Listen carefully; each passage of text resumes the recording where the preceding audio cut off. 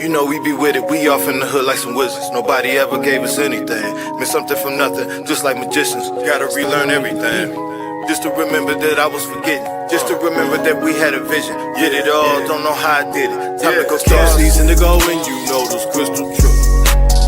Let them know we in here, yeah, we in the building. Start season to go and you know those crystal trips. Back up in the matrix, yeah, we know the vision. Start season to go and you know those crystal trips. Let them know we in here, yeah, we in the building. Start season to go and you know those crystal trips. Back up in the matrix, yeah, we know the vision. Off on the mission, you know how it goes. Off in the system, they turn up their nose. They took all the soil, but they didn't know. Through the concrete, you see the ropes. Eyes ain't open, don't mean I ain't woke. Ain't got no cash, don't mean that I'm broke.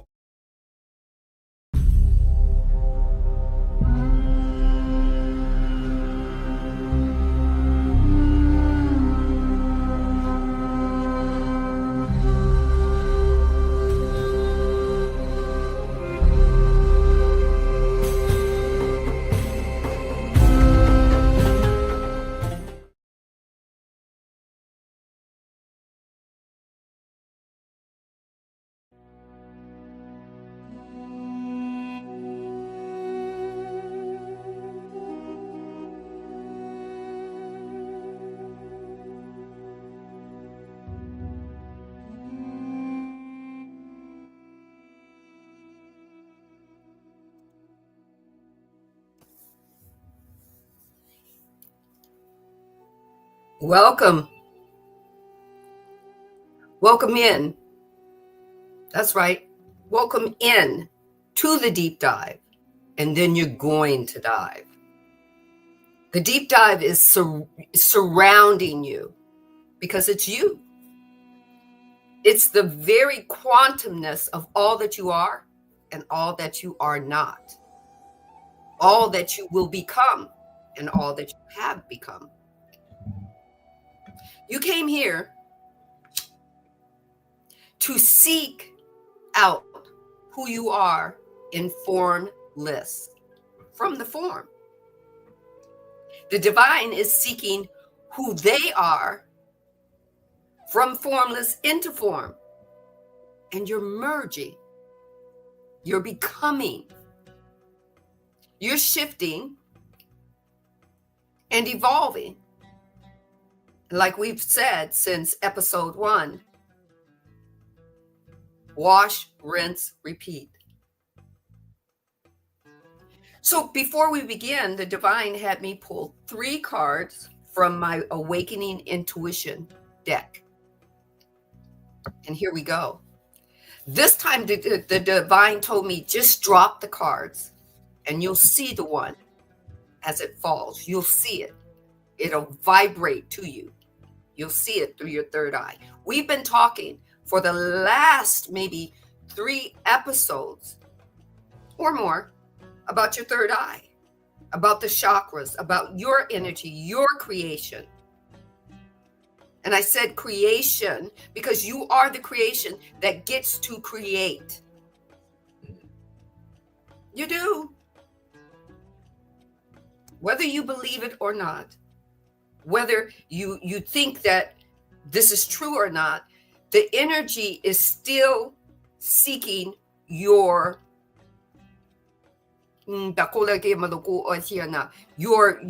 desire.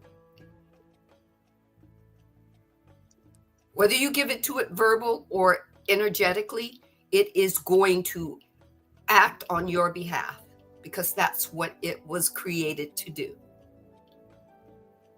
The first card is called, the number is 61, and it says, gleam possibilities, not predictions. Don't spend so much time trying to predict your life, which I sat with this. It's nice to look at the future and say, oh, I want to prepare for my future. But you're preparing for predictions and not infinite possibilities of living in your now. Not that you can't do that. You certainly can. It's a free will choice. It says, use your sixth sense to explore your options regarding an issue. While some relationships and experiences may be fated, and the divine wants you to know that you think that they may be fated, and that many more are dynamic, and they are dynamic. What else would a story be? You're telling it. Involving greater choice and flexibility and freedom. These are all part of your story. But you got two ways to look at it. You got to look at it from unconditional love or fear. And everything else falls under those two categories.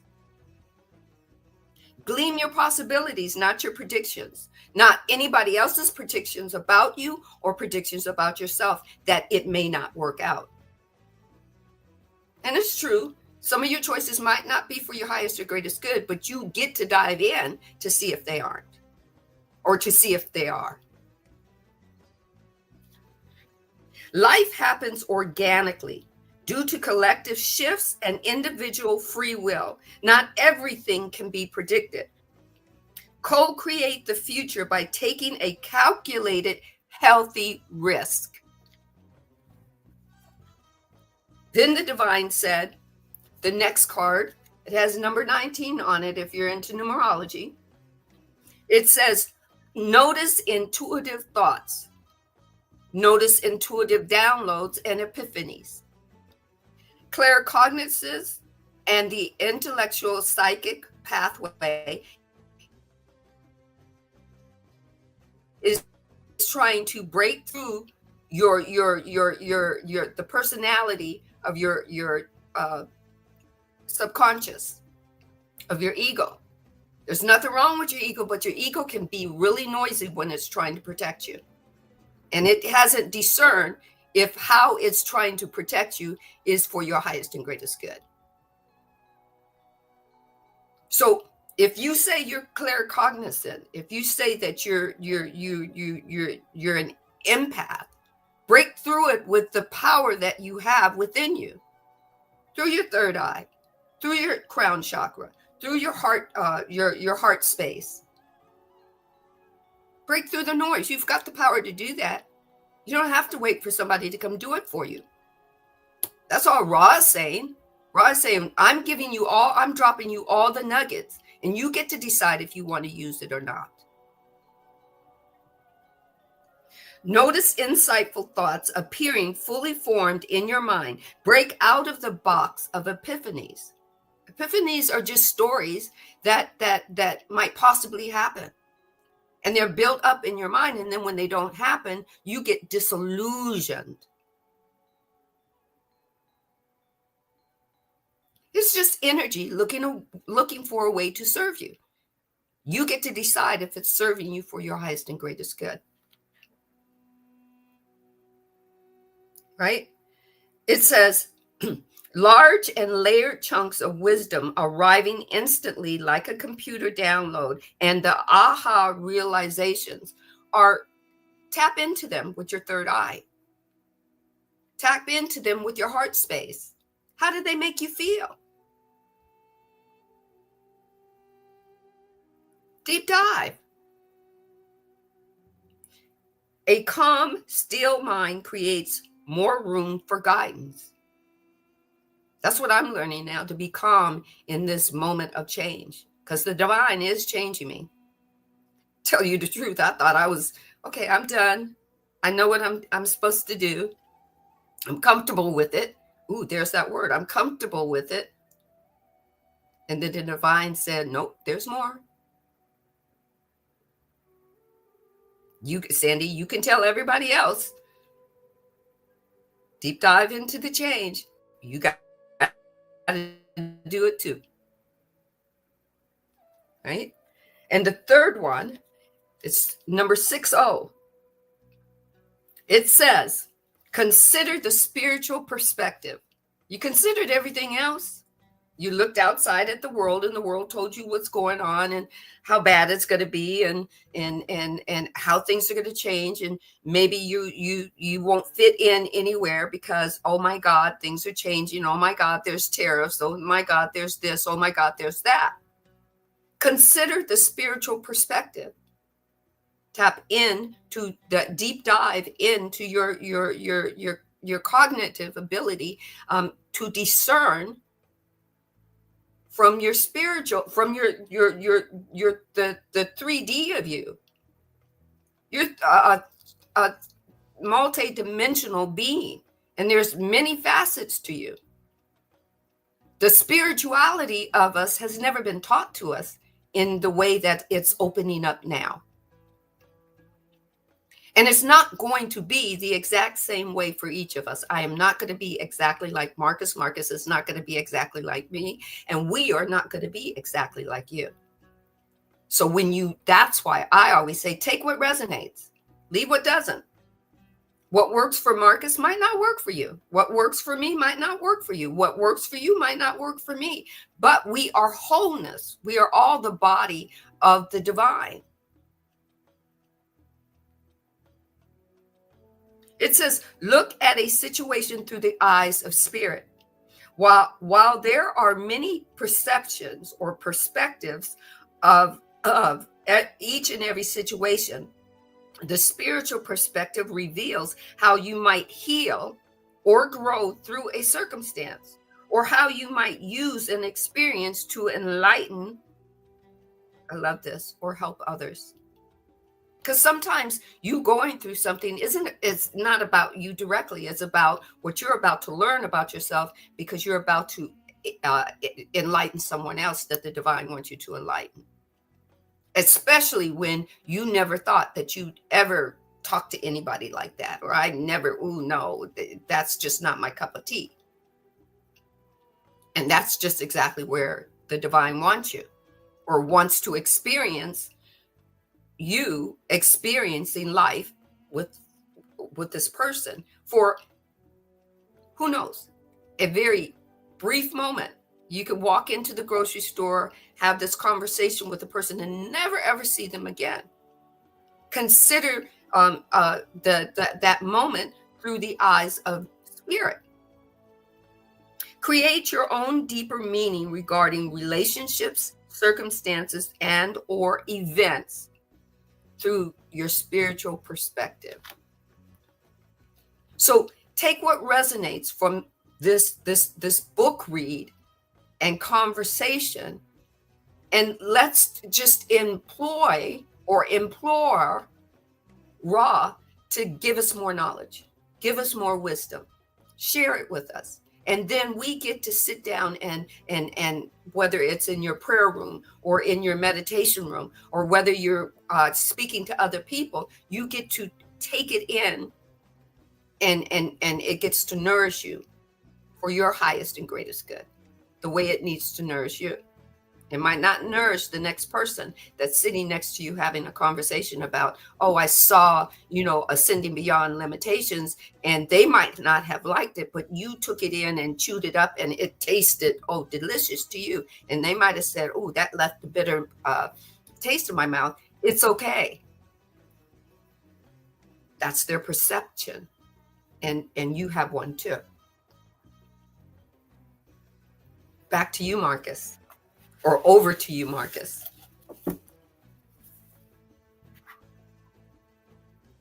Wow. Oof.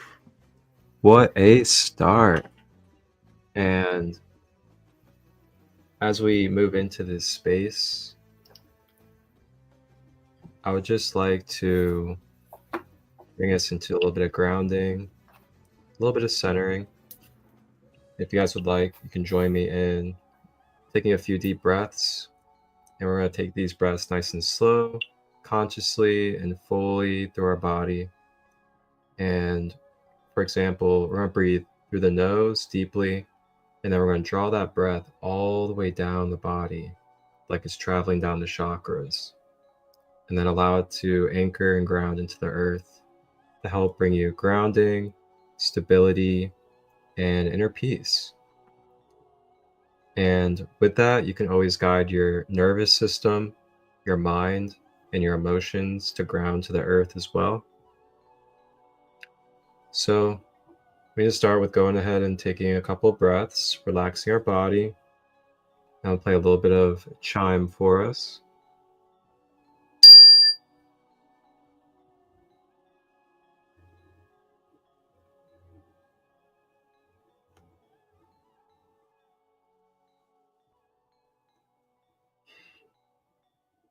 Deep breaths, slowly through the body.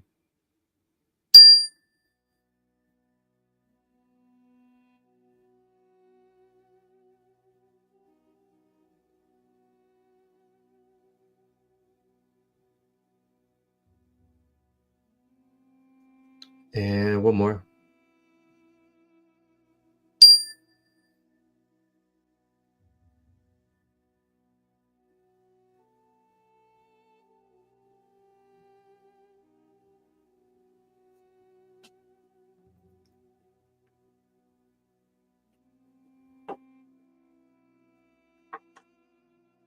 Ooh, man.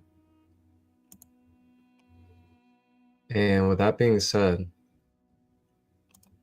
we're going to rewind back in time a little bit to a time called last week on a time space called Wednesday, where we had episode 59 of Ascending Beyond Limitations. And episode 59 is where we're going to be picking up from here in episode 60, when we dive back into book 3 of the Raw Material Law of One.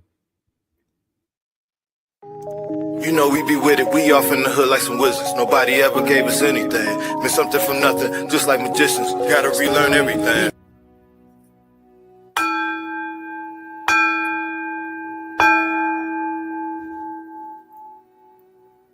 Welcome to the deep dive.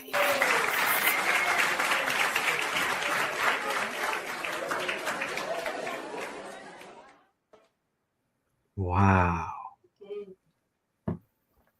And my dad's yawn to cap it off. The emphasis that you hear when it comes to chakras is only 7. Because right now, it's like training wheels. You know, the 7 is like the training wheels to the bike. Don't. Just like he said, it's training wheels. Wherever you are at, while you are growing and expanding,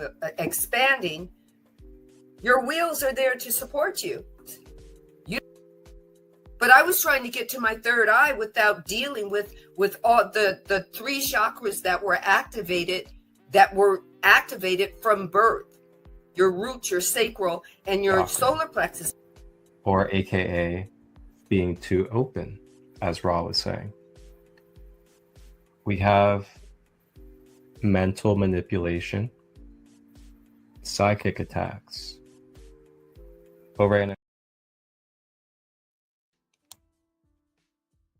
So that is where we left off with episode 59.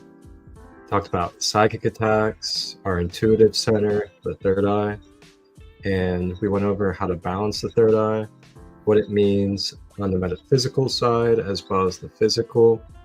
And you know, one thing that really stood out to me too is that Ra always circles back to accountability of our own mind, body, spirit complex. And even when he speaks on psychic attacks, you know, a lot of times we hear about psychic attacks and we may just completely externalize it and just blame an outside force.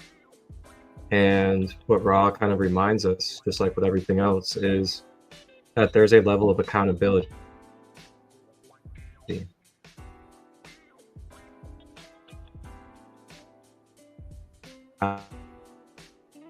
As in, you know, how strong is your like clear energy? You're not going to allow vibrations and frequencies that resonate in that lower negative polarity to be able to be absorbed and consumed into your field? Or is it open maybe with leaks or tears or things of that nature, attachments that are consenting consciously or unconsciously to that energy to be interacting with your field. So that's some of the stuff I just really love about what Ra's been really giving us. And with that being said, I'm gonna hand it back to Sandy over in Cali as we continue with book 3. All right. And like he said, with because I hear a lot about psychic attacks. I hear everybody talking about, oh, I've been attacked or whatnot. It's about you being open. What are you open to? What have you opened yourself up to?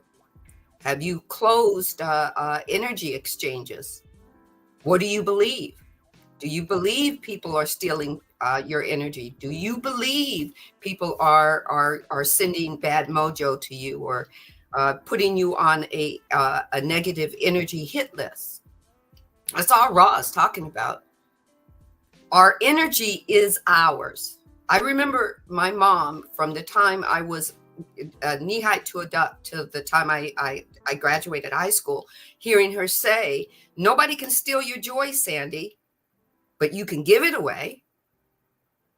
And as a fully functional grown person now, 60 something solar returns, I finally understand, that when you put joy in the grips of energy, nobody can come in and steal your energy. They can try to siphon it.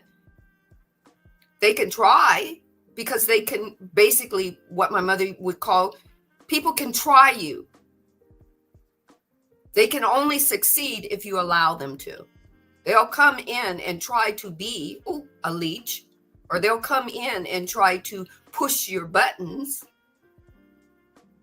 But the only way they succeed is if you allow them. Now, some people, come on, we all started at a point where we didn't know this information. So if you're stepping into this book read right now at this moment, and you haven't read the other books with us, you will have to go back to those series and catch up. You can. It's on our YouTubes. It's on our Instagrams. It's on our Facebooks. The information is there, all the way back to book 1. Ra is not saying you have to be something that you're not yet. Ra is saying that's what growth and expansion is about. Starting from not knowing to knowing. And then what you think you know is going to change and become something else that you went, ooh, I didn't know I was going to have to know that. Right? So these consciousness that come in and attack you, they were created because you said, because your higher being said, I want to experience this, and I want to experience that, and I want to do this. And then for a time, we didn't know that our higher beings wanted to experience, in order to experience love, they had to experience hate or a version of that to get to the experience of what love feels like in form. They already know what love feels like in formless. It's infinite. It's eternal. They want to feel it in form. And then the kicker is, yes, they could have came and felt it without giving us free will. But the divine said, I'm going to give these beings free will so we can have a story, so we can take a journey, so we can learn and expand and grow. So these consciousness that come in and are your aliens, or are your ghost, or your evil, the evil thoughts that lurk you and take advantage of you, they're only doing what you're requesting. I had to go find out what I'm requesting.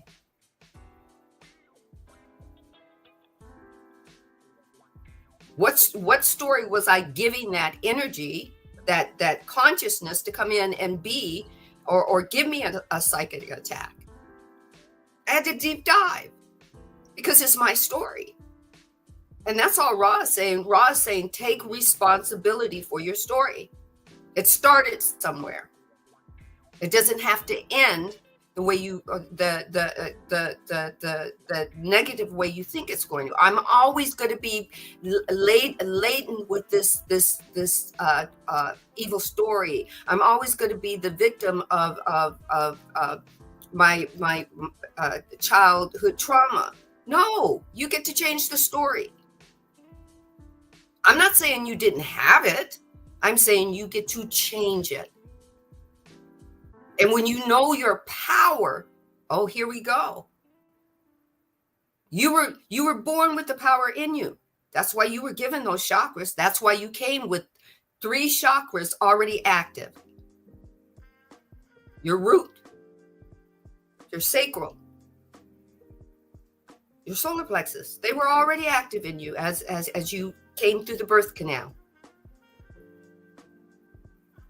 We were just a little bit veiled, but they worked on their own in tandem with the universal laws, in tandem with the energy already, the consciousness already active about how you were going to get from point A to point Z.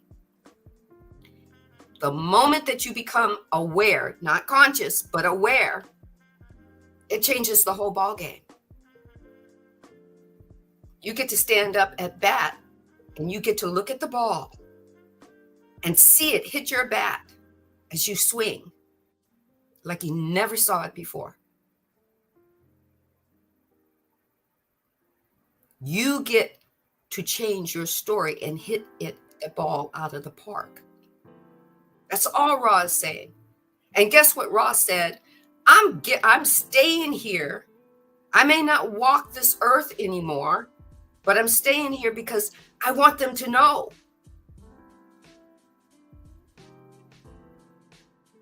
$11,000 years ago, Ra, they walked this earth with humans, and humans did not receive the information with unconditional love for each other and support for each other. And Ra said, we got to go.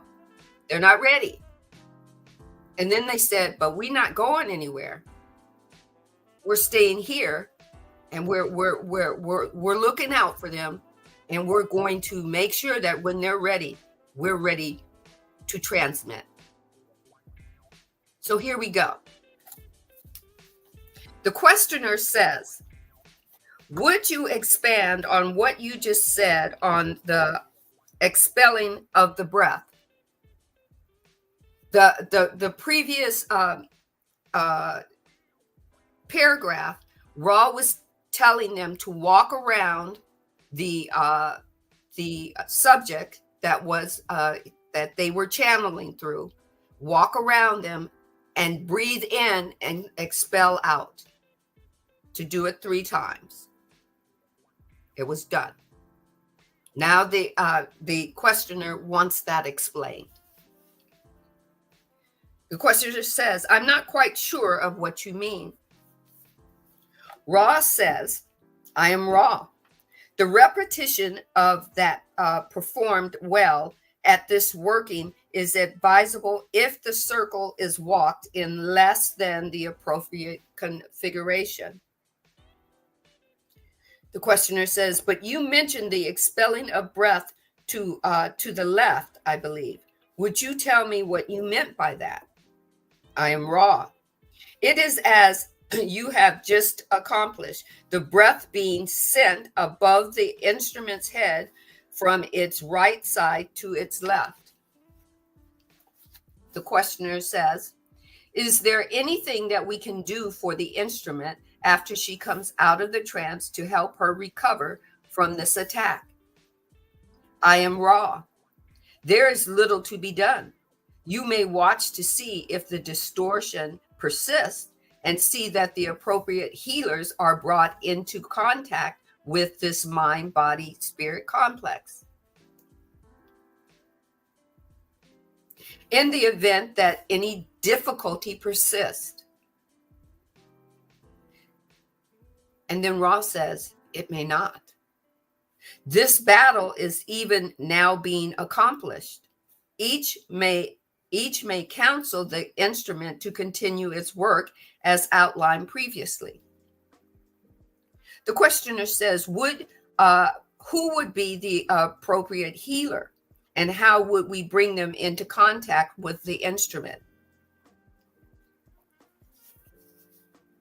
We're going to take a pause there. That's a very good question, right? Not every healer is a healer. And some people are right. Some people are charlatans. How do you know? Okay. I am Ra. There are 4. The difficulty being at all noticed as bodily distortions, the one known as, and then they mention the spiritual healer's name, and the one known as, and then they put it in brackets. It just actually says name of spiritual healer, right? In brackets, may work upon the instrument's bodily complex by means of the practices which are developing in such entity. Okay, the reason why they put the brackets there is the people that worked with her did not want their name disclosed. That's what happens when you write a book. If you're going to mention somebody's name, you have to ask their permission. They just didn't get permission. But they still wanted to give you the perspective of the events happening.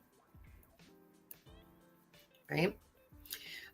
Given let's see. They may work upon the instrument's bodily complex by means of the practices which are developing in each entity.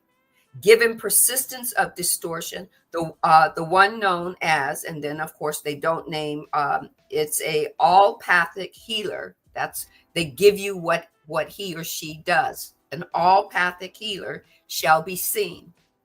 Given the continued difficulty past the point of one of your cycles called the fortnight, the one known as the allopathic healer shall be seen. The questioner says, does the instrument know who these people are? I don't know who they are.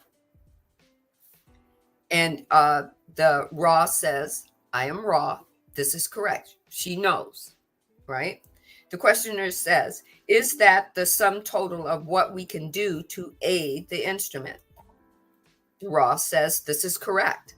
May we note that the harmonies and loving social intercourse which prevails habitually in this group create a favorable environment for each of you to do your work.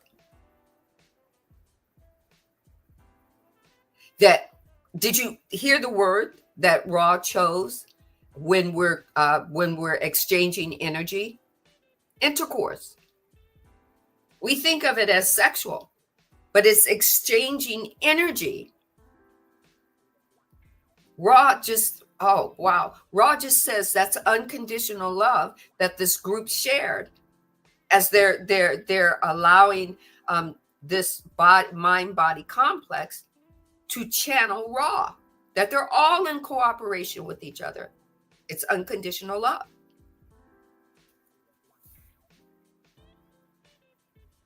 The questioner says, what priority shall I say does the Orion group place on the reduction of effectiveness or elimination of effectiveness of this group with respect to activities on planet Earth at this time? Can you tell me that?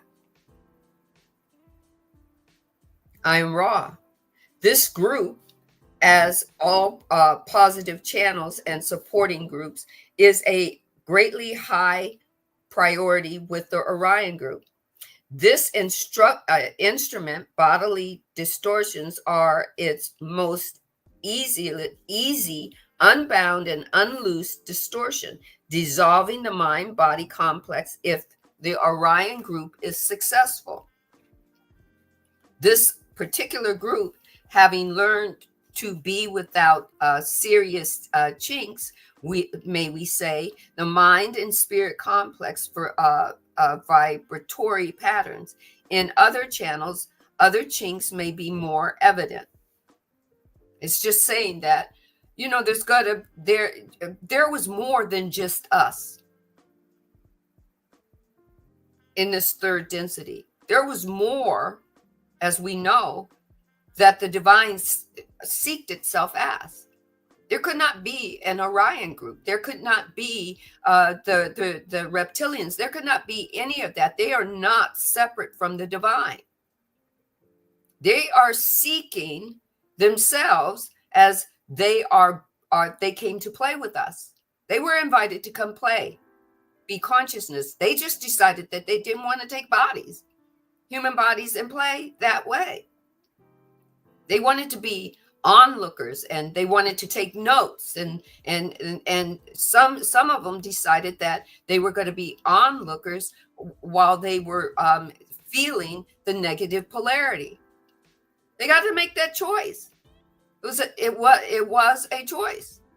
We've been taught that our souls, our higher beings, have no choice. They're just here to support our body. We're the reason why they're the reason why we're here.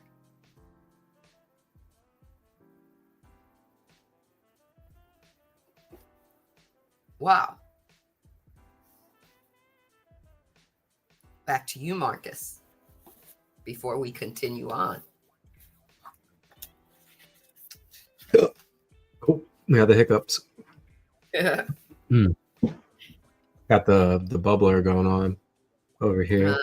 Uh-huh. Let me zoom it in. This is pretty cool. Antioxidant, just really nice, clean, sparkling water that I found. It's wild cherry flavor. Those bubbles, nice. though, sometimes they give me the hiccups. Welcome in, Lula. Good to see you, Lula. How are you, sister? So it's Miss Yo-Yo.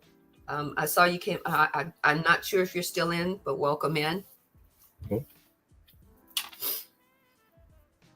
Anyway, more about taking care of while you're channeling. And here we go. So I have here from Linda Starwolf and Ruby Falconer. It is called Your Planetary Relationships to the Gods, Shamanic Egyptian Astrology. Mm-hmm. And the reason why I pulled this out today is because we are in the midst of the closing out of the Gemini new moon. So the Gemini new moon peaked on Monday, which means that we're on the outer and the closing end of that Gemini new moon energy. So I just wanted to read a little bit about what Gemini is in the sense of shamanic Egyptian astrology, just to give you guys a little bit of context and whatever intuitive downloads could come through for you and what to work with in this current energy of Earth that we're in. So Gemini is corresponding to none other than the Great Sphinx. So the Great Sphinx, the most commanding image associated with ancient Egypt, huge and powerful, towering over mere mortals, is the great cosmic library of our planet. The Sphinx holds within its body information it receives from the star nations. The Sphinx operates as a sort of transmitter, receiving information from the stars and then transmitting it across the surface of the Earth. There were many Sphinxes created in ancient Egypt. In a literal sense, a Sphinx is a statue that is a hybrid, non-human animal. There are portrayals of ram-headed lions, bird-headed dogs, winged horses with heads of undetermined origins. All are called Sphinxes. The Sphinx we refer to is the Great Sphinx of Giza, a portrayal of a pharaoh's head upon a mammal's body. The language of astrology has always been a relationship of the Earth and its creatures of the cosmos. While astrology is a Earth-centered language, and even more a person-centered language, the story it presents describes the influence of cosmic forces upon the Earth. Astrology provides a means of interpreting these influences and decoding them into understandable messages. There are many means of decoding the messages from the cosmos. While astrology searches for meaning through the dance of planetary forces, some humans receive messages in a more direct fashion, through mediumship or channeling. It was revealed to Linda Starwolf and Nikki Scully that the Great Sphinx is a transmitter to those who have the ability to receive. Through its alignment with the heavens, certain information is passed to the Sphinx and then on to those who can hear the messages. In this way, the Sphinx functions in a manner similar to that of an altar. An altar is a consolidation of energy in a particular place. When we build an altar, we use objects that are charged with spiritual significance and place them with intention so they can receive energy and then pass it on to us. So too is the purpose of the Sphinx. Interesting. So in reality, there are many such altars on Earth. Spread across our planet are pyramids and complexes aligned with points in the sky, ranging from the Stonehenge in England to Chaco Canyon in New Mexico to Machu Picchu in Peru. And just because earlier in this book, I'm going to go ahead and add into Central America with the sun pyramids and the temples. So at certain times of the year, these places align with planetary and cosmic movements.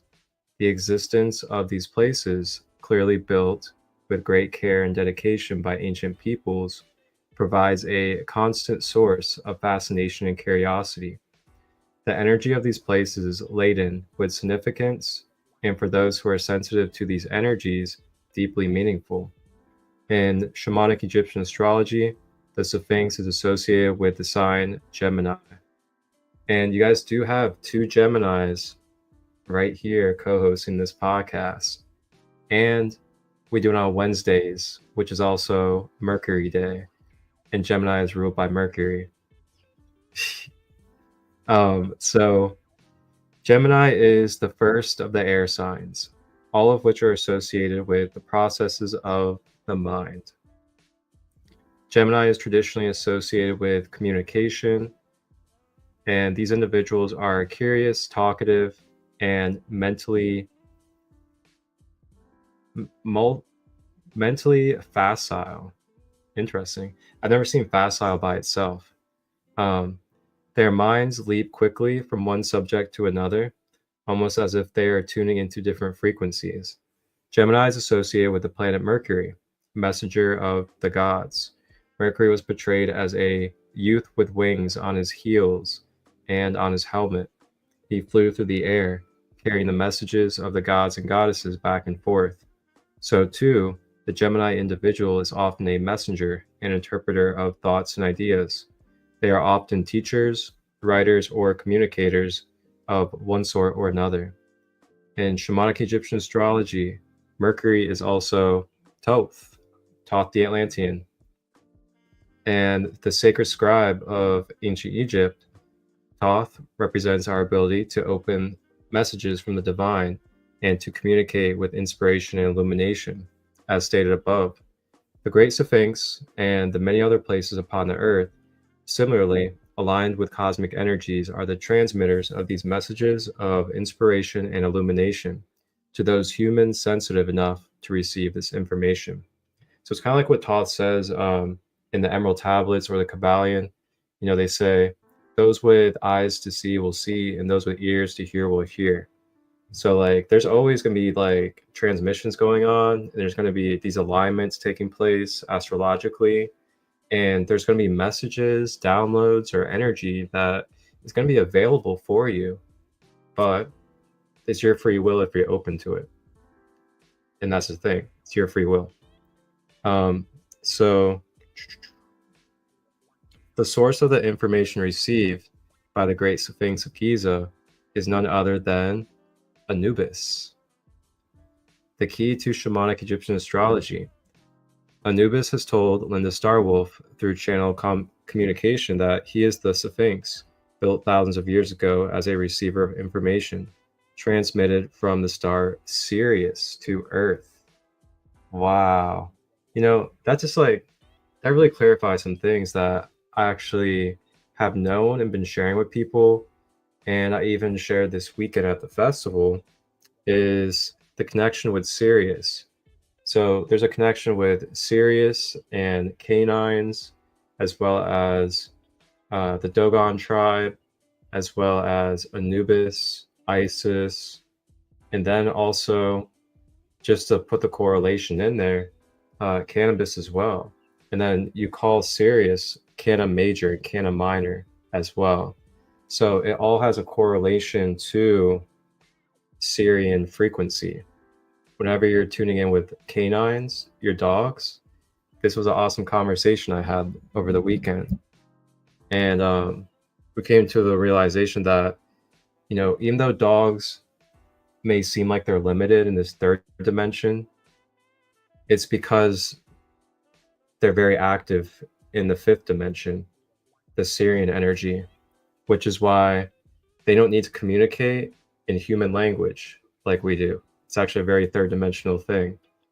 They communicate more telepathically, and they do it in shorter syllables and shorter words because their frequencies in the fifth more than the third, which is why they're more limited in the third.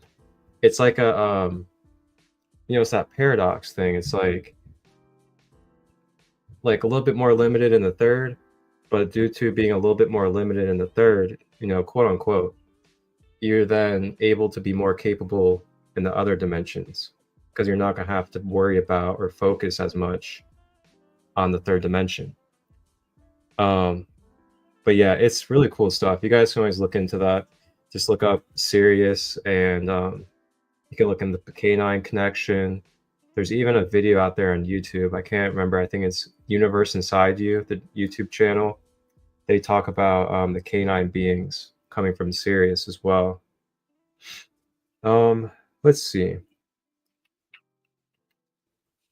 I'm just gonna kind of skim through the rest of this and see what comes up. Okay. So the sign Leo, the lion, is aligned with Anubis as well.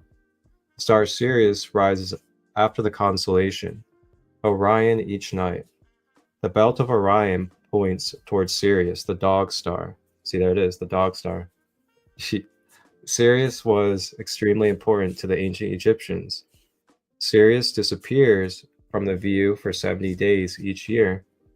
Its reappearance each year heralded the annual flooding of the Nile River. Sirius was considered to be the home of Isis and her adopted son Anubis. Anubis is the walker between the worlds, the embodied spirit from the dog star, who holds the original information from the stars and emanates it to us as the sacred double, earth as it is in heaven. He is the Gemini spirit messenger. How appropriate that it is. Anubis transmits to the Sphinx, and it is his messages that are then transmitted across the earth to those who are ready to receive. Over the long centuries, the link between Earth and Sirius has been weakened. The Earth altar has changed. The secret codes forgotten.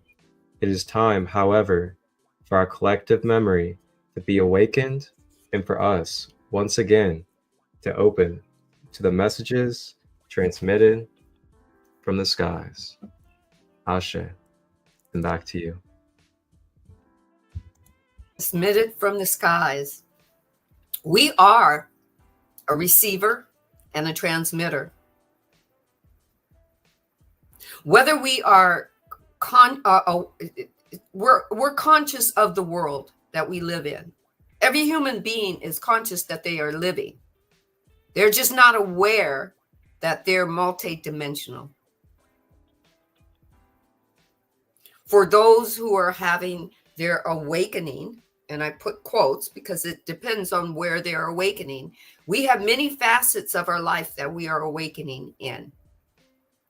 That's why there's so many teachers. That's why Ra wants you to know that not only are you a teacher, you're a teacher slash student and a student slash teacher. At one moment, 1 second, you can be a teacher getting some downloads and teaching, and at another second, another now moment, you can be the one being taught. You can be the student. This divine universe wasn't just created for Earth. The planets were created to support Earth in its ability to co-create itself and grow and expand. That's why all this information is coming out and for fruition. We spend so much time, and don't get me wrong, because I'm not, my vibrational energy is not where Trump is.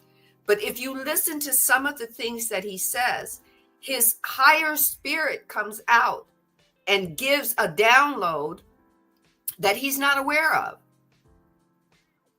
He's conscious that he's talking, but his higher being is giving you some chunky nuggets. And if you take the time to step away from disliking him and listen to the spiritual download that the divine is trying to give you, doesn't mean you have to like everything. My mother said, you can unconditionally love. You don't have to like anything a person does, but you can unconditionally love them. Why? Because they're all part of the divine creator experiencing itself.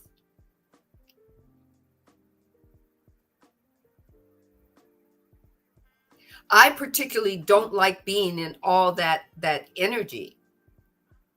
But there was something that he said on a video. It could have been a fake one, but he said, everyone is being watched.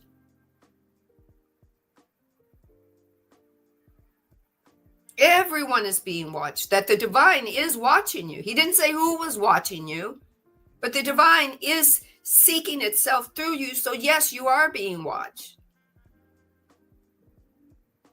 And of course, you're going to be watched through people who chose a negative polarity. Why? Because as Ross says, that's free will.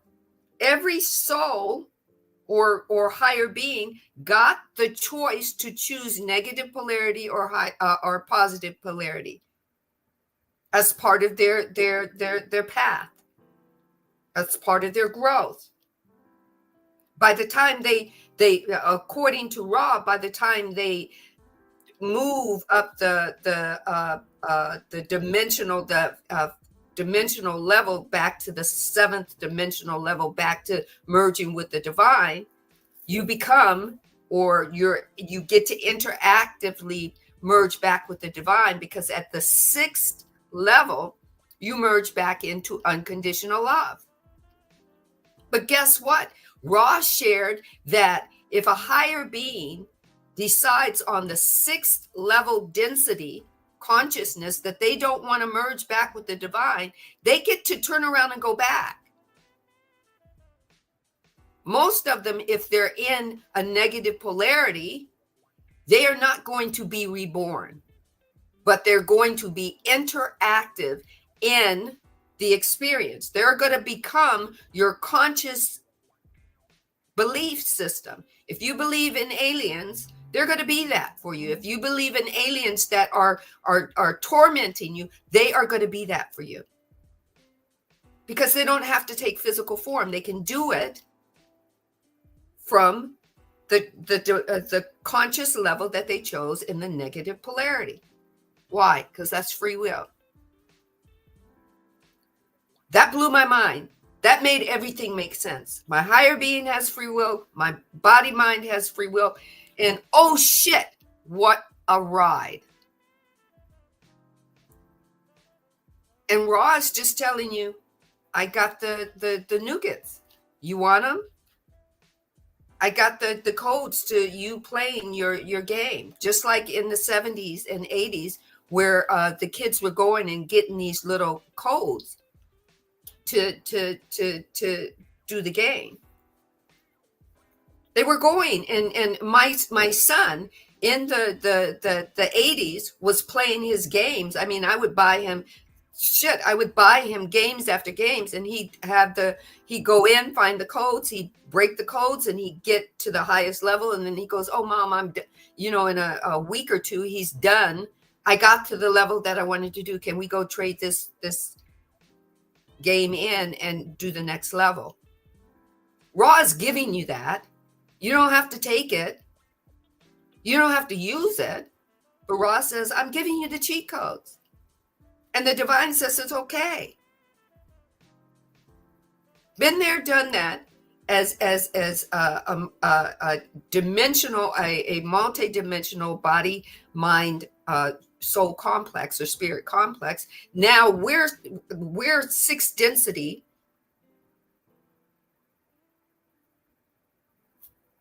We're sixth density.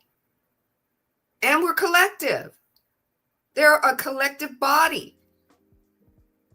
And Ra's saying we can do that too, if we want. Now that's what collective means. As we grow and we expand, we meld and we merge with each other, and we grow and we expand. We can still be individuals. Right? So let's get going. The questioner says, I'll make this statement and you correct it. I love that. The Orion group has an objective of the bringing of the self or service to self polarized entity to harvest, as great as harvest as possible. This harvest will build their potential or their ability to do work in consciousness as given by the distortion of the law of one called the law of squares or doubling. Is this correct? Now we just learned a different law. It's called the law of squares. Whoa. I am Ra.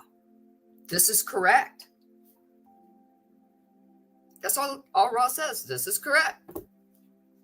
The questioner says, are there other groups of those who are on the service to self path joined with those of the Orion constellation? For instance, those of the Southern Cross, presently working for the same type of harvest with respect to Earth. I am Ra. These you mention of Southern Cross are members of the Orion group. It is not, shall we say, according to understood wording, that a group from various galaxies should be named by one. Orion constellations have the upper hand and thus rule the other members. You must recall that in negative thinking, there are always the pecking order, shall we say, the power against power in separation. The questioner. By creating as large a harvest as possible of negatively oriented entities from Earth, then the social memory complex of the Orion group gains in strength. Am I correct in assuming that this strength then is in the total strength of the complex, the pecking order remaining approximately the same, and those at the top gaining in strength with respect to the total strength of social memory complex? Is this correct? I am Ra. This is correct. The stronger go the greater shares of polarity. Right? The more you vibrate in something, whether it's negative or positive, it gets stronger. And the universe opens more opportunities for the negative polarity to grow. Questioner, is this the fourth density group that we are talking about now? I am Ra. There are fourth and a few fifth density members in the Orion group. I know that Marcus is rocking in his seat, waiting for me to give it back to him. I'm going to do one more question and we're going to give it back, right? The questioner says, then is the top of the pecking order fifth density? Ross says, this is correct. Back to you, Marcus.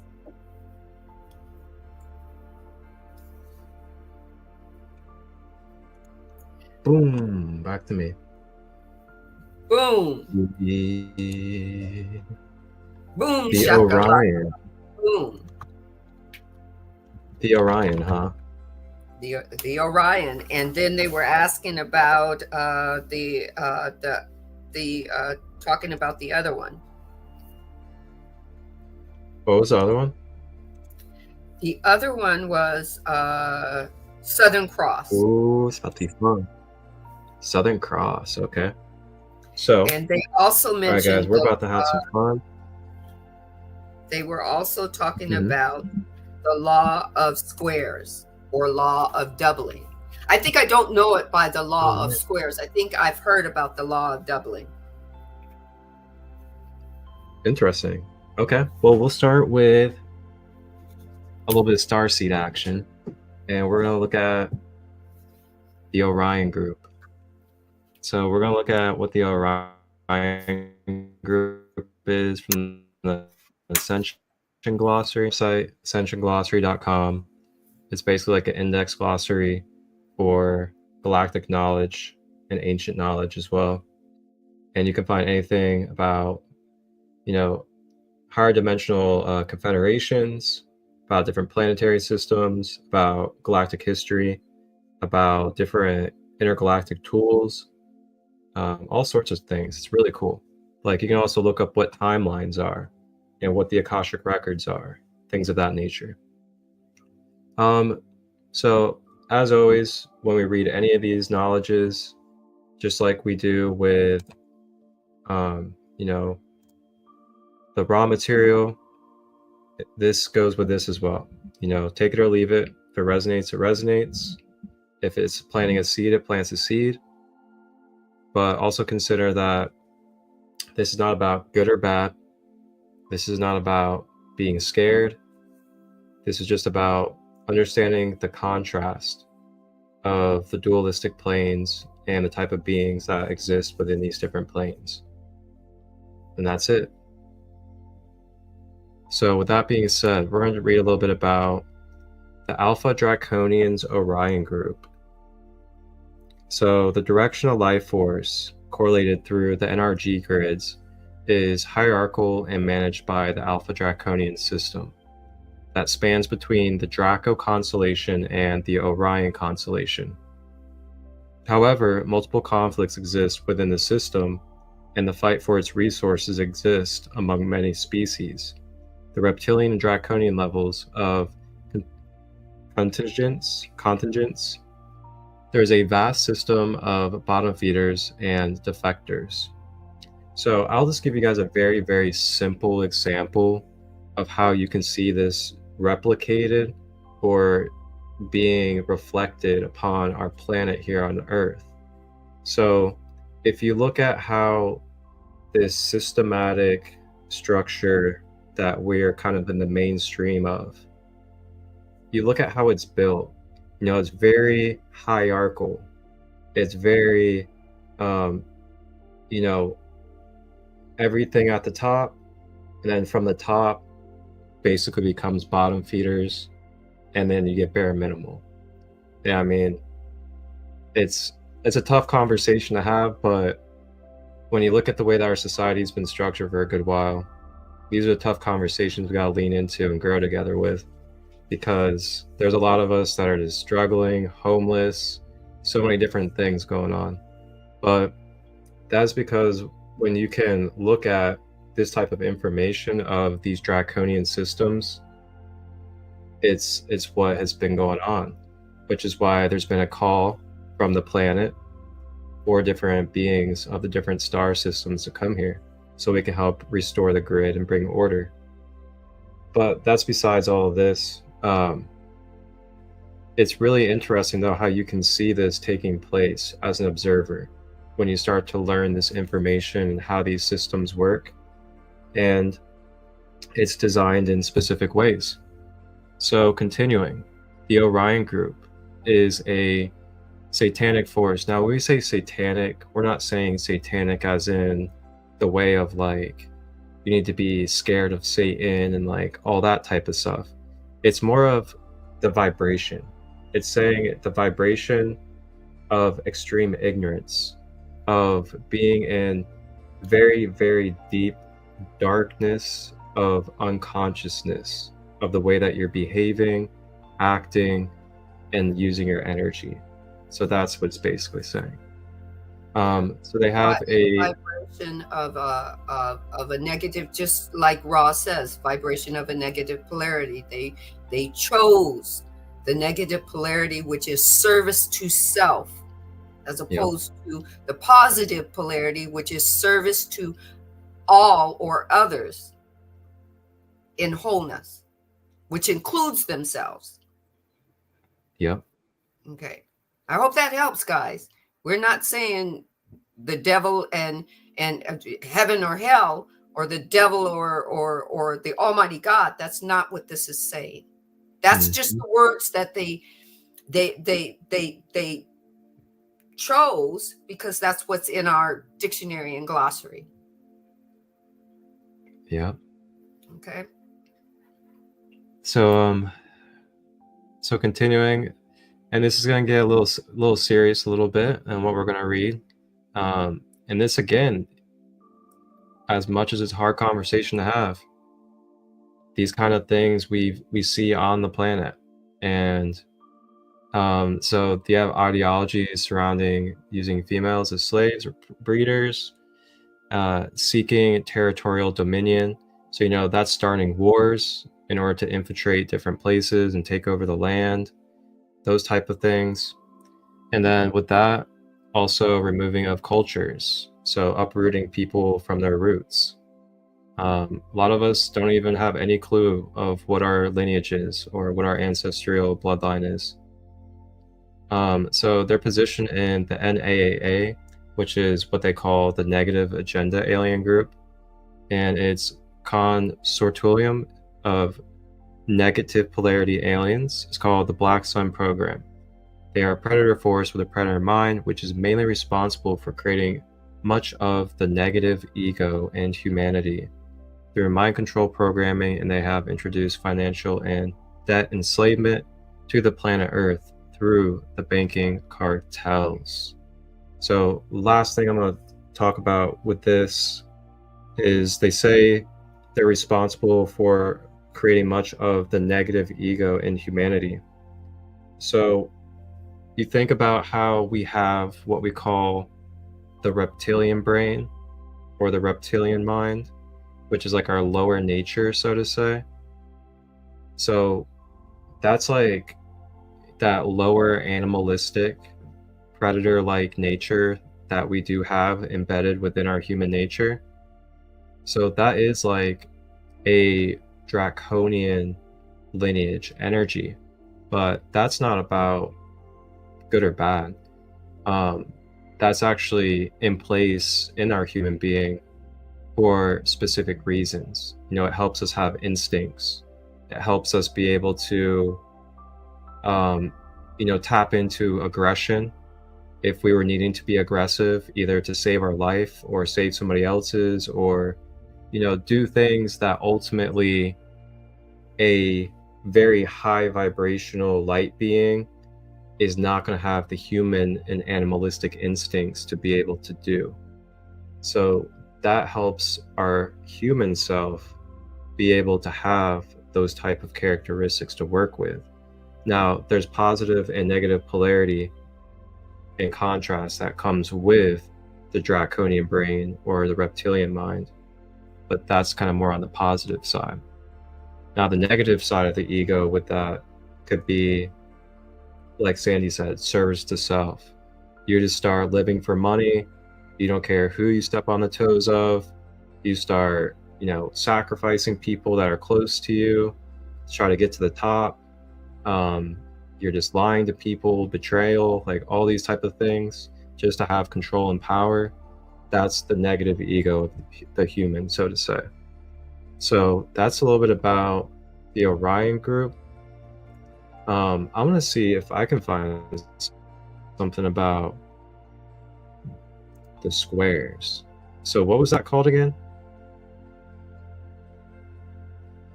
I'm sorry. It was called the law of squares, or it could also be called the law of doubling. The law of squares.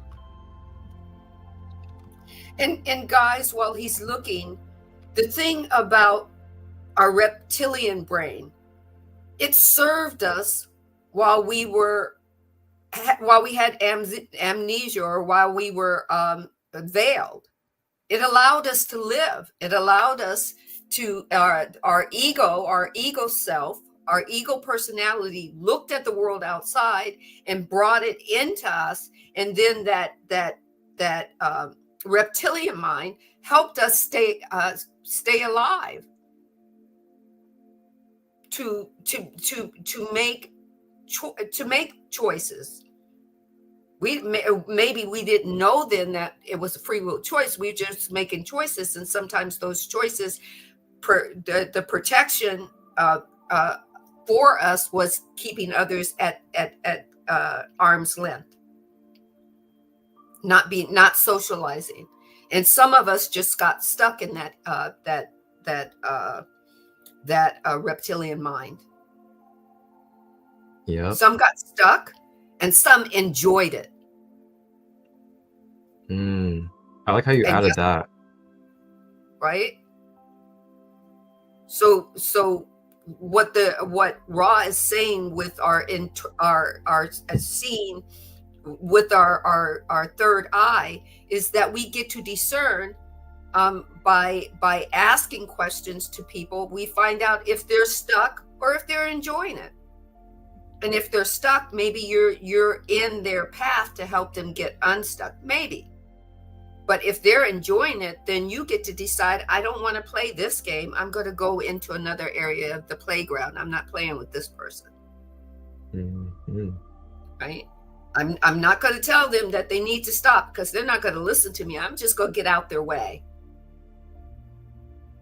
That's all that is for our growth and our expansion.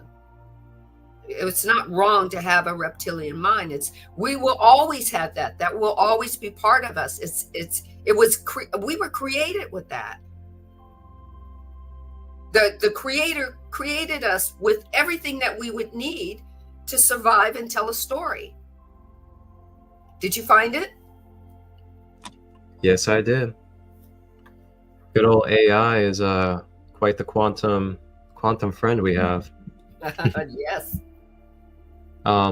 So just a simple search online, we have the law of squares. Refers to a principle of physics, or in physics and mathematics, that describes how certain quantities change with distance, particularly in the context of transmission lines and the inverse square law. The law of squares in transmission lines is a theorem concerning transmission lines, proposed by William Thomson, later known as Lord Kelvin, in 1854. It states that the current injected. So when we say current, just so you guys are on the same page, it means current as in like flow of energy, not current as in like present day. So it states that the current, or the flow of energy injected into a transmission line by a step-in voltage reaches a maximum at a time proportional to the square of the distance down the line. The principle was significant in the development of submarine telegraphic cables, and is based on an analogy with heat transfer theory, where the transmission of an electrical step down a line to similar to applying a fixed temperature at one end of a metal bar. the inverse square law. Another important application of the law of squares is the inverse square law, which states that the intensity of a physical quantity like light, sound, or gravity diminishes in proportion to the square of the distance from the source. Oh, in similar terms, as you move away from a source, the strength of the signal or force decreases rapidly. For example, if you double the distance from a light source, the light intensity becomes 1/4 as strong. Oh my gosh, this is so cool. So basically, what I'm sure Ra's about to get to, and what I'm getting that's like boiling inside me right now, is basically, as we were just explaining with negative and positive polarity, it's like the more you're in the negative polarity, the more lower vibrational you are, the more dense you are, so to say, then the more you're going to be away from the transmission and the force of the transmission from our central source. Now, it doesn't mean you're not going to be still getting the transmissions, but it may come a lot, quote unquote, slower in a lot heavier ways, so to say, due to the vibration that you're in and it being very dense, which means it's further away from the source vibration, so to say.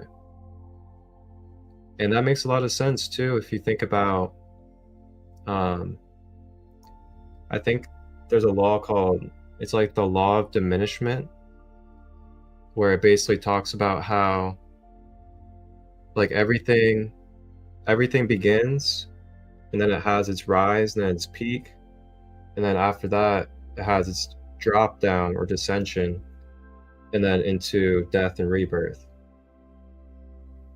Wow, this is really cool. You can make crystal grids kind of like based off of this stuff as well, but in a little bit different sense. Pretty cool. I'll go ahead and pass it back to you.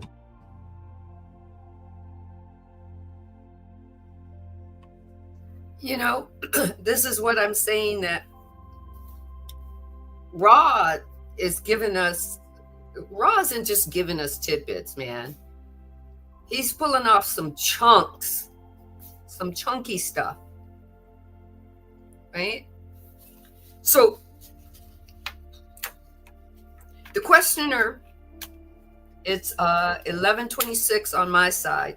Do we have time for another question, Marcus? Oh yeah, I'm definitely good. Okay. The questioner says, what is the objective? What does the leader, the one at the very top of the pecking order in fifth density of the Orion group, have as an objective? I would like to understand his philosophy with respect to his, and the divine is having me accentuate his. Remember, this is a book written early on. Okay. So they're not doing he, she, we, or they. Okay. I would like to understand his philosophy with respect to his objectives and plans for what we might call the future or his future. I am Ra. This thinking will not be so strange to you. Therefore, we may speak through the densities, as your planet has some negatively oriented actions in sway at this place or space-time nexus. The early fifth density negative entity, if orientated towards maintaining cohesion as a social memory complex. Remember, Orion is a socially memory complex. It's just come to play. May in its free will determine, there again, it's a social memory complex with, yes, a free will that had free will before it was a social memory complex, when it was body, mind, and soul complex. And it still has free will. It was given the opportunity to come play with Earth consciousness when she wanted to shift and evolve in form. She started that in 5th density. And then all the beings that wanted to play and have more to play with decided that they wanted to descend into 3rd density, because 3rd density gave them more opportunities and more playtime. And Earth consciousness obliged. Earth consciousness is a memory complex. And she wanted to come play. She's a memory complex of the divine, of the creator, of the matrix, of the illusion. No matter how you can say it, the divine is seeking itself. Seeking itself as the Orion group and seeking itself as humanity. Does that not blow your freaking mind? It blew mine. So he goes on to say the early 5th density negative entity, if orientated towards maintaining cohesion as a social memory complex, may in its free will determine the path to wisdom lies in the manipulation of exquisite propriety of all other selves. Did you hear that? It determines that it likes manipulation. In order for it to learn, it must manipulate others to learn what it needs to learn to move down the path that it believes it needs to go. It then, by virtue of its abilities and wisdom, is able to be the leader of 4th density beings, which are upon the road to wisdom by exploring the dimensions of love of self and understanding of self. These 5th density entities see the creation as that which shall be put in order. Dealing with a plane such as 3rd density at this harvesting, it will see the mechanism of the call more clearly and have much less distortion towards plunder or manipulation by thoughts which are given to negatively oriented entities. Although in allowing this to occur, the sending less wise entities to do the work, any successes redound to the leader. Okay, the leader sends the grunts to do the work because they're not asking, why should I do this? They're just doing it. They're not saying, if the leader tells me to walk off the cliff, they're not saying why. They just do it. Because why? Because they have a desire for service to self as well. They're not in the upper echelons of the pecking order, but nonetheless, they're playing on the playground in that field. The 5th density sees the difficulty posed by the light, and in this way directs entities of this vibration to the seeking of targets of opportunity such as this one. In 4th density temptation, shall we say, towards distortion of ego, etc., are not, if they're not successful, the 5th density entity then thinks in terms of the removal of light. Hey, just get rid of it altogether. We don't need it.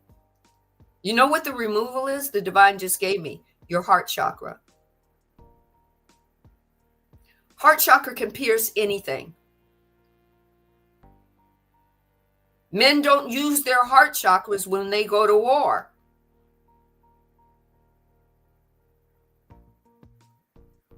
They don't think of the infinite possibility of what it might cause to drop a bomb on a village of people. They don't have their heart chakra intact, that they killed children, husbands, wives, people that aren't part of the play. That's just where they live. Heart chakra is the light. It pierces everything.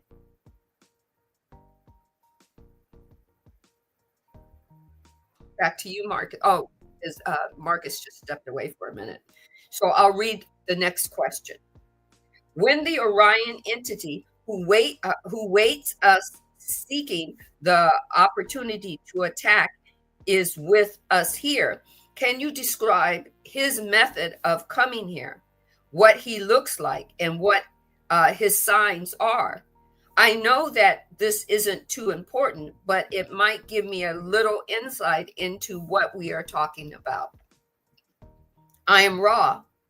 Fifth density entities are very light beings, although they do have the type of physical vehicle which you understand. Fifth density entities are very fair to look upon in your standard of beauty. The thought is what is sent for a fifth density entity is likely to have mastered the technique and the discipline. There is little or no means of receiving such an entity. For unlike fourth density negative entity, the fifth density entity walks with light feet. This instrument was aware of extreme coldness in the past Durano cycle and spent much more time than your normal attitudes would imagine to be appropriate in what seemed to each of you an extremity of warm climate. This was not perceived by the instrument, but the drop in subjective temperature is a sign of presence of a negative or non-positive or draining entity. This instrument did mention a feeling of discomfort, but was nourished by this group and was able to dismiss it. It had not been for a random mishap, all would have been well. For you have learned to live in love and light, and not to neglect to remember the one infinite creator. The Orion group is just an entity that has chosen the negative polarity. And a part of the negative polarity is separateness. If you can be separate from the one true creator, then you don't seek yourself. There's a difference in negative polarity, seeking self only, and a difference in knowing who you are, that you are one with the divine, and that you can love yourself. You can grow, you can expand, you can shift, you can make mistakes, you can grow from them. This Orion group, there are many out there that came to play and chose negative polarity and chose to control. Come on, at some point in our lives, we have chose to be a controller.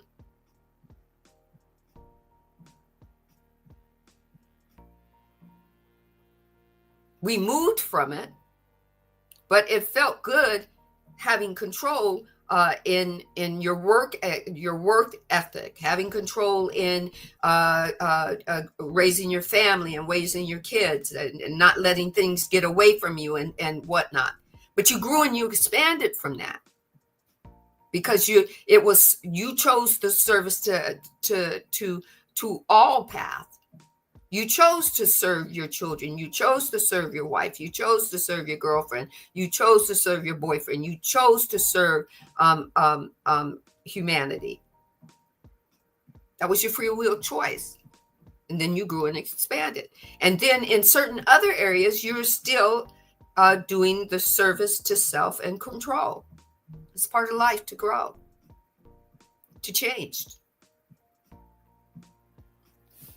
So back to Marcus, where they were talking about the pecking order of Orion, right? And when you read it here, you think it's one specific entity or being and one person. It's a collective of people that made that choice. And the collective of consciousness of Orion came and they chose service to self at all costs. And then they spread out because they have to be part of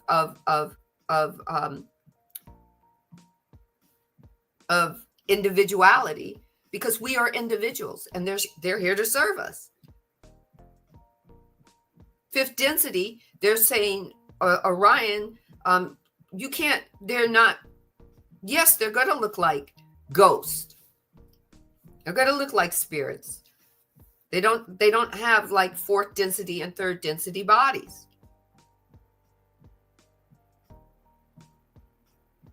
But get this, if you do not give them or yield to them the space to utilize you as a tool, they have to leave you alone. The divine made sure of that. It's called free will. They have to honor it. If you don't honor it for yourself, then they're not going to honor it for you. Back to you, Marcus.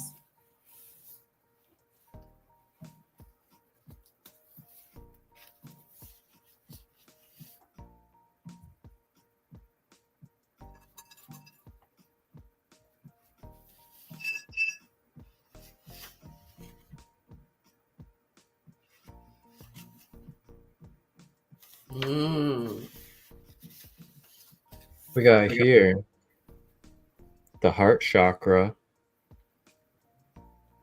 quartz singing bowl, and we were talking about living with our heart. Perhaps maybe some of us could be a little bit out of our heart at the moment. So if we may just allow a little bit of surrender, I'll play a little bit of this bowl for us, and we can just allow the frequencies to release anything necessary that could be lingering in our heart center, so we can lighten that heart as light as a feather of Mott.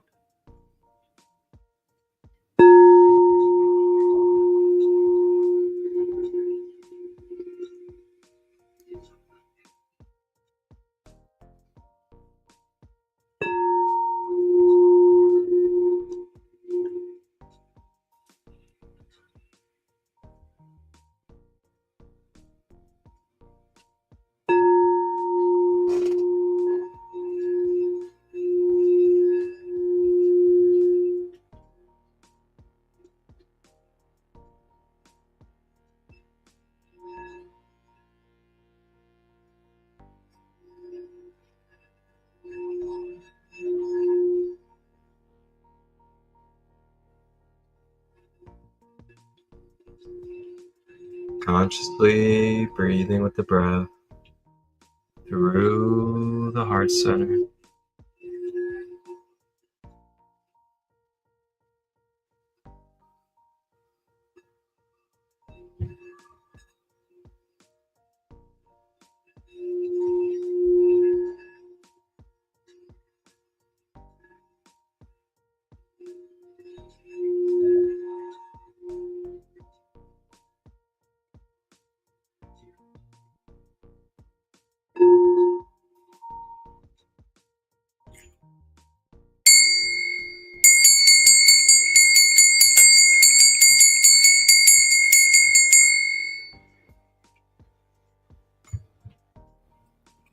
If we may, just take one more biggest deep breath of the day.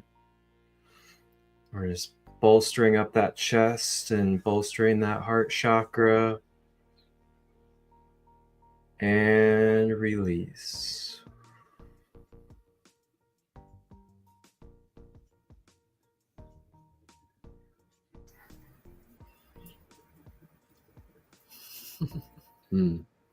Yo mataka e so lobu alimi. E she shologu utia she no tota e.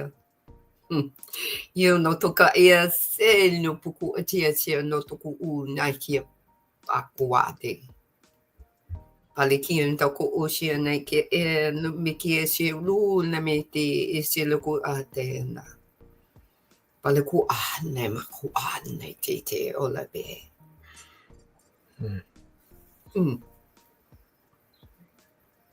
Your heart chakra pierces everything everywhere, all within you.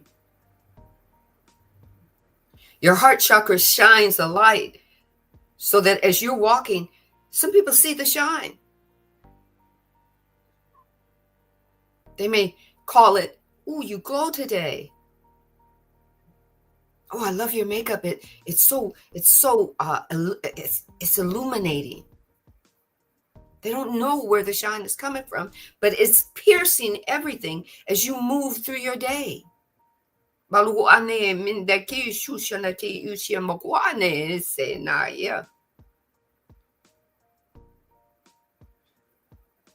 law of squares, the law of doubling, you're doubling down every time you shine.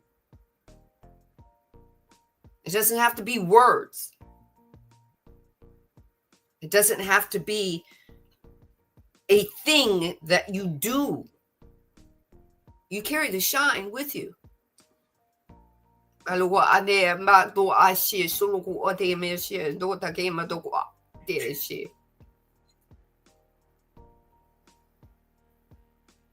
You came here to bring the divine into the presence of your experience.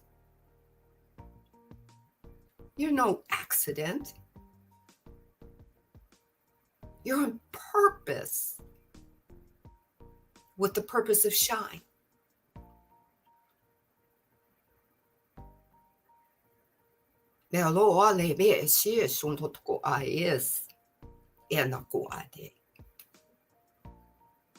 You could read all the books you want to read, but until you're open to you,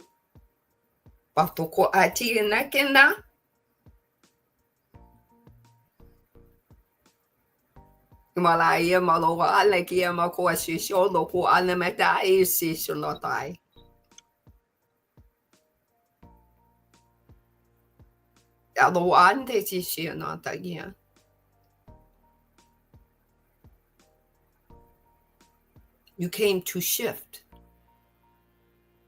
and evolve. You've been shifting and evolving. You may not have been aware of it all, but you have been shifting and evolving. And I, the divine wants you to know I've enjoyed every moment. I've seen myself in millions of beings. Thank you. Thank you. Thank you.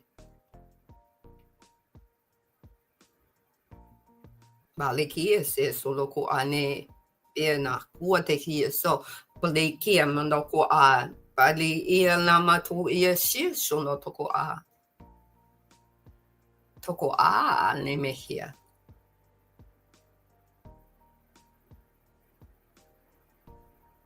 Play. Go play. You came to play. Yeah, Earth consciousness, her body is a playground. We're here to learn. We're here to play.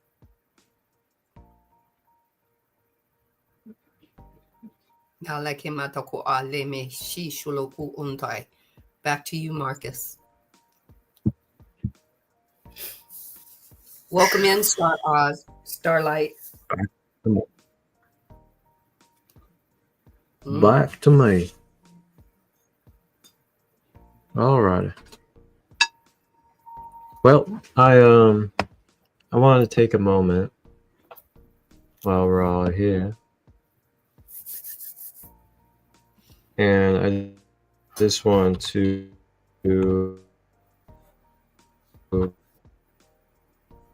give a reminder for everybody out there as we wrap up.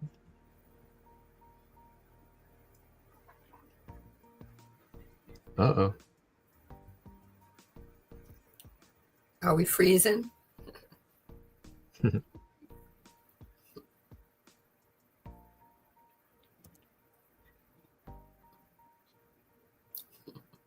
Well, we're almost there.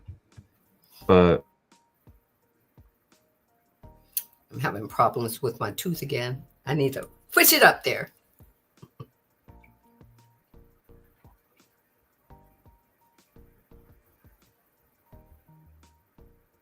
all right, here we go. Should be good now. But yeah, I just wanted to go this real quick.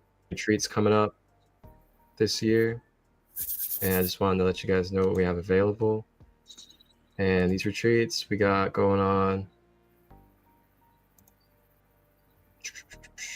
June 28th and 29th. We have a Hawking Hills retreat in Ohio.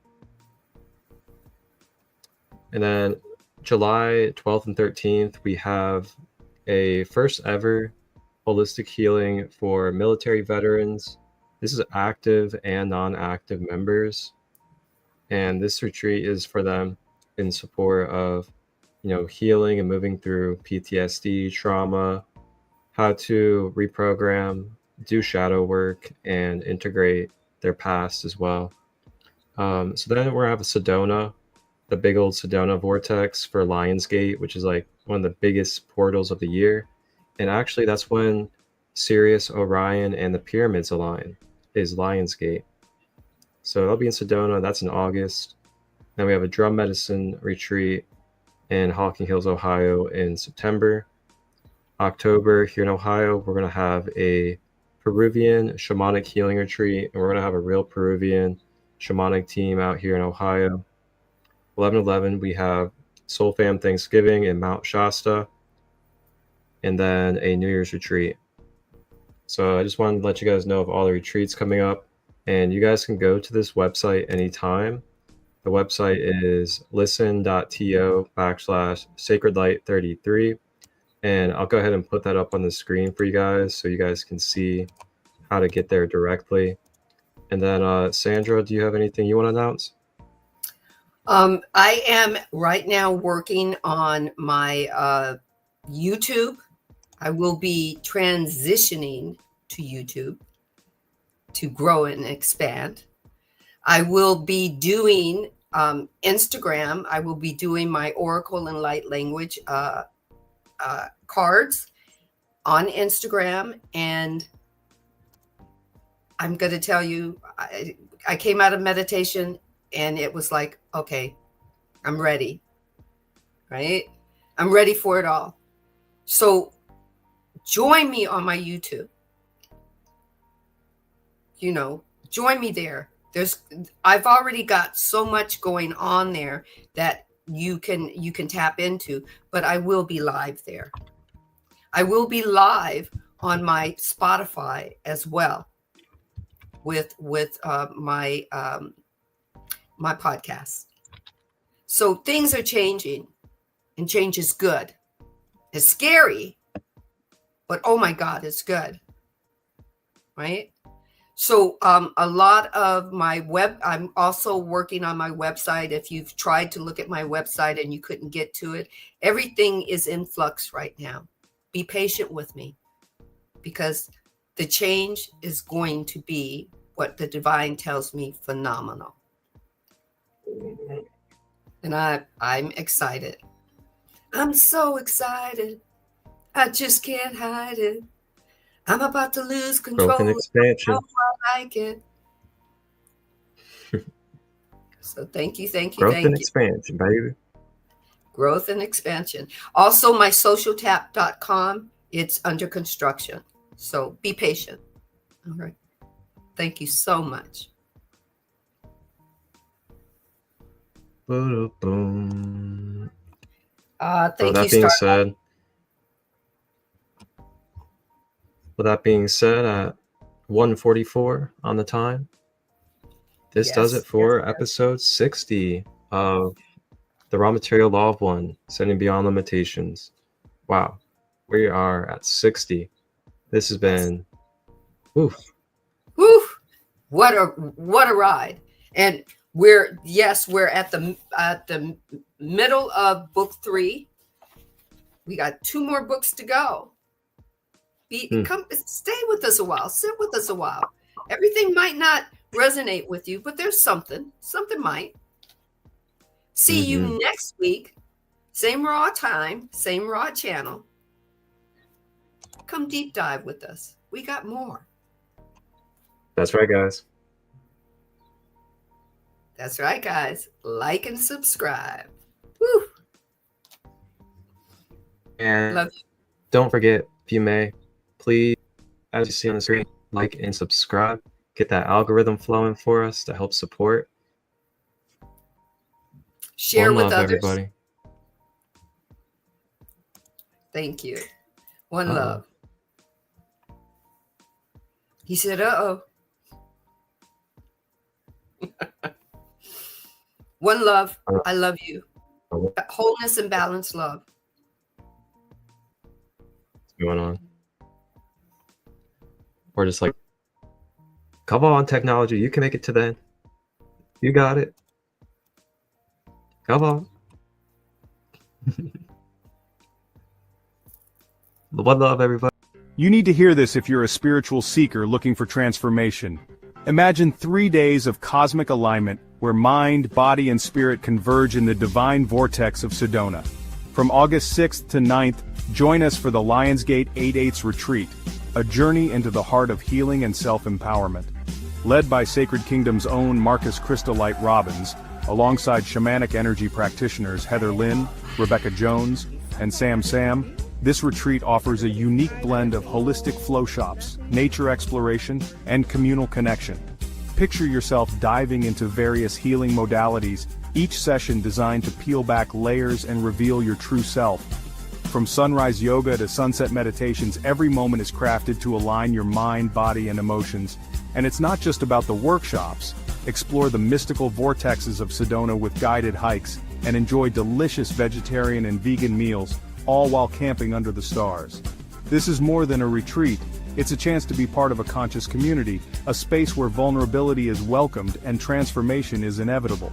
Experience the synergy of the Lionsgate energy with Sedona's powerful vortexes. Feel the magic, embrace the journey, and step into a new level of self-awareness. Don't miss out on this cosmic event. Book your spot now by scanning the QR code or text Marcus Christolight at 513-238-5580 with any questions. Transform, connect, and unleash your inner lion. Discover the magic of Sedona's Lionsgate 8/8 Retreat. Your journey to self-discovery starts here.